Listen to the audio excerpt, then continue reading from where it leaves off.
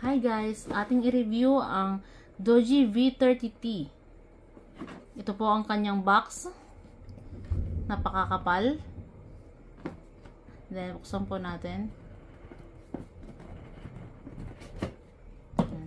Ito po ang laman ng box.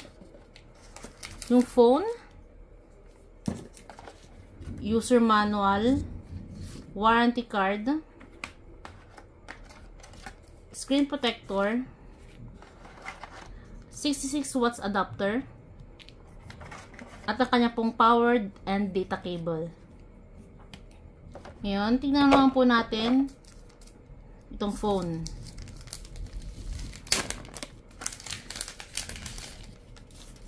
Ang color po niya ay marble black.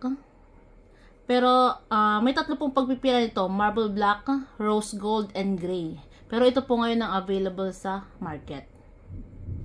Kung nakikita niyo po, napakakapal.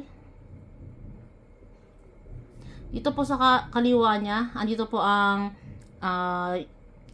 slot po ng SD card and SIM card. Ito naman po ang kanyang multifunction button. Then dito lang po sa kanan is ang volume and ang power button. Dito naman po sa ibaba, andito po ang USB or power slot, type C power slot. At dito naman po sa taas at saka sa baba, makikita po natin yung kanyang speaker. Yan po, dalawang speaker. Yan. Dito naman po sa likod, ito po yung camera niya. May tatlo po siyang camera. 108 megapixel, 20 megapixel night vision camera, 16 megapixel ultra wide, at saka dual LED flash. Sa harapan naman po niya ay may isa rin pong camera, front camera, which is 32 megapixel. Yan po.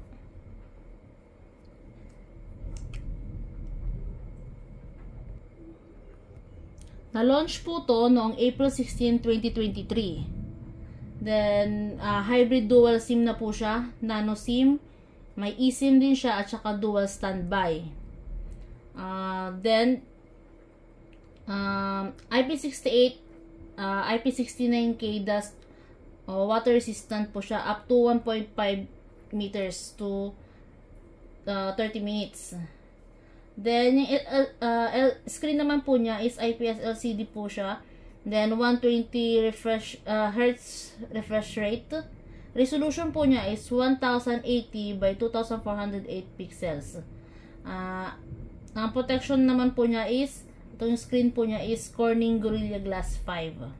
Android 12 na rin po siya, pero upgradable po siya sa Android 13. Then, ang chipset naman po niya is MediaTek Dimensity na may 1080. Then, CPU po niya is octa-core. Octa-core na po siya. Then, ang internal storage po niya is 256 GB internal storage. Then, meron po siyang 12 GB RAM na merong 8 plus 8 GB virtual RAM po siya. So, total of 20 GB RAM po siya. Then, ito rin po, yung video din po niya is 4K na may 30 refresh frame rate.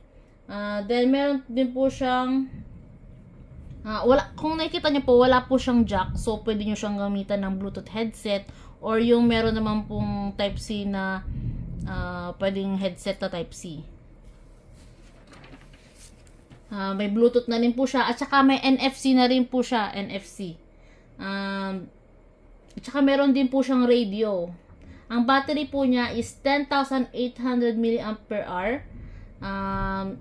Then, ang charging po niya is 66 watts. Ito po.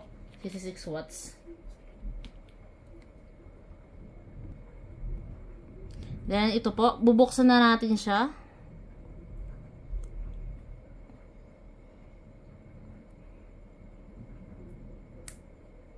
So, nakita nyo naman po, napakakapal ng kanyang protector. So, dito na natin buksan. Baka magasgas ko pa. So, yan. Sobrang kapal po. Then, bubuksan na natin.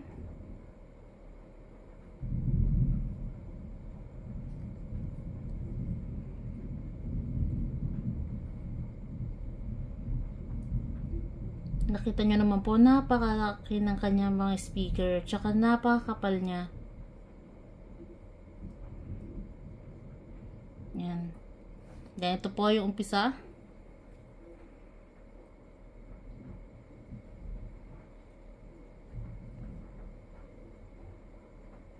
Then, syempre, set up muna po natin offline.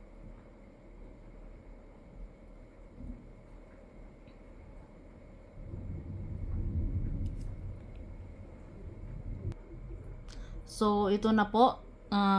In-skip ko na yung pag-set up ng phone. Ito na po yung kanyang page. Bali, meron na po siyang 93% agad na battery. Ayan. Tignan naman po natin yung kanyang camera. Yan po. Kung nakikita nyo naman, napakalinaw ang camera niya.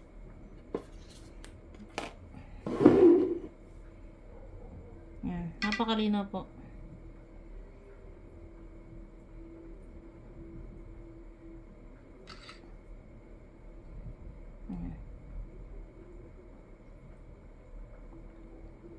Yan. Kita nyo naman po, napakalinaw ng kanyang camera. Goods na goods po to. Then, ito naman po yung kanyang 108 megapixel. Yan. Hindi ko na po ito tayo ulit.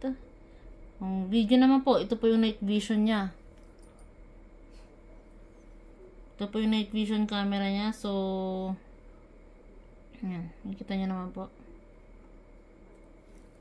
Then, video po. Ito yung video niya. Ayan, pwede yung iset.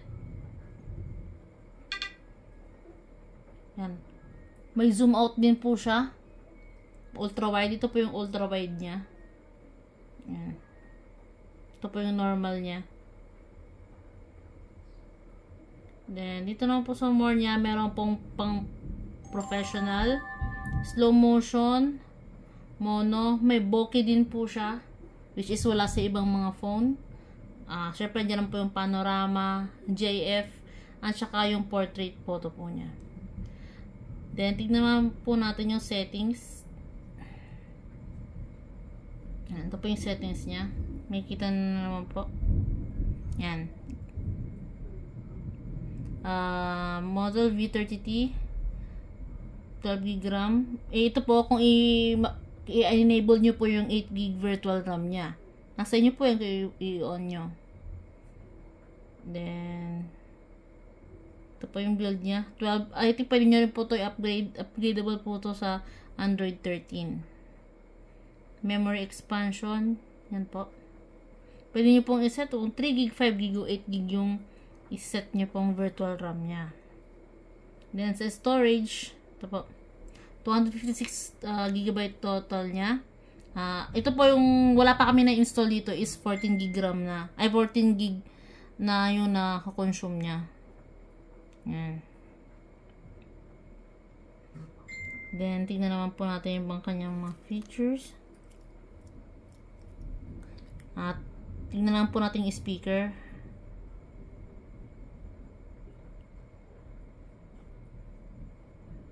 Ay, ito muna po yung radio niya. Try muna po natin yung radio.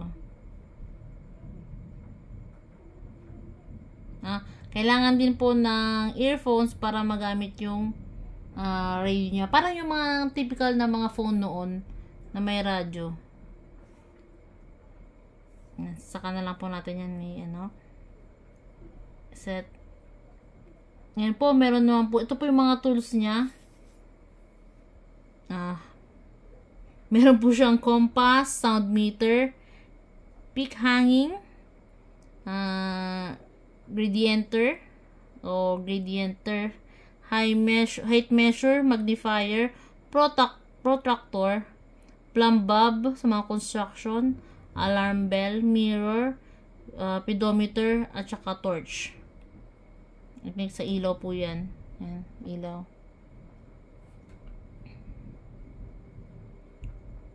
Then, meron din po siyang child mode.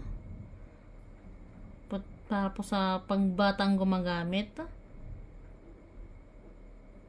Then, tingnan naman po natin yung YouTube. Tingnan natin yung sound.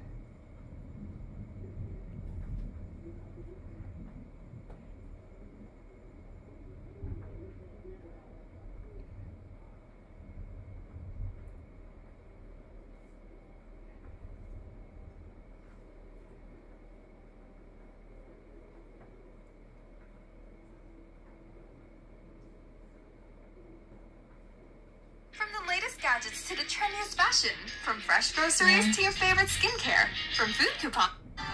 Yan po yung pinakalakas niya.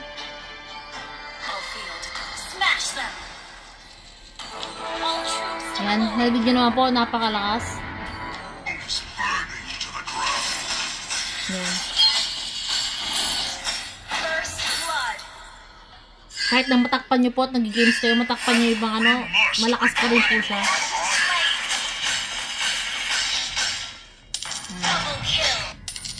Goods na goods po sa mga naglalaro ng ML. Alam nyo na kung sino kayo. Char.